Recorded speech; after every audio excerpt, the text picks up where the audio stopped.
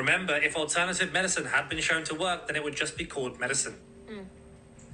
Yeah, it doesn't have to do with the 1910 Flexner report, where the two largest investors in the pharmaceutical drug industry effectively mandated that medical schools need to remove natural therapies from their curriculum so they could focus on the clinical advancement of modern medicine and pharmaceutical drugs. I mean, yeah, if alternative medicine worked, I wonder why investors that spend money on $20 million phase 3 clinical trials wouldn't want to pick an herb that you can grow in your backyard for free. Clearly, if it worked, they would be picking these free, accessible, affordable options instead of these pharmaceutical drugs that you can patent and then profit off of for the rest of your life.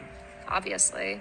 Holy smokes, that got a lot of attention, so let's break it down. That's cool. First of all, this spiel about the Flexner report is complete conspiratorial waffle. For starters, I'm not American, we don't get paid for prescribing more medicines, and this report was titled Medical Education in the US and Canada. So this doesn't have any impact on what I do or say. Just so you're aware, the UK has a socialised, free at the point of service healthcare system, and we're in huge debt. So you best believe if there were cheap, easy to implement natural remedies that worked, we would have implemented them like yesterday to reduce the burden of disease on our economy. So that refutes like half of a video. Then she goes on about why wouldn't investors want to pick an herb that you can grow in your backyard for free? You know, wouldn't it be fantastic if we could find what worked and didn't work in each herb, extract that compound and then make concentrated forms to create a super herb? Wait a minute, that's literally what medication is. About 25% of modern medications are actually derived from plants. Aspirin, for example, is derived from salicin, which is found in tree bark and has likely saved millions of lives. Morphine is derived from opium. Digoxin is derived from the foxglove plant. The key point here is that you have to extract and concentrate these compounds and then test them in clinical trials to have any meaningful effect. You can't just eat some tree bark and expect it to save you from having a stroke. Lastly, I myself advocate for natural remedies if they work. Even in the NHS, we're recommending things like peppermint for digestive issues, the use of ginger for nausea, even acupuncture for migraines. Do you know why? Because there's evidence for them. Do you want to know what can happen if you follow alternative treatments with no evidence for things like cancer? Well, this study looked at over 800 cancer patients. They found that those who used alternative medicine without conventional treatments had up to a 5 times greater risk of death. Steve Jobs' death was a prime example of this. Do you know what's so ironic? For all those that think Big Pharma just wants to profit off of you, Big Pharma's worth $1.5 trillion.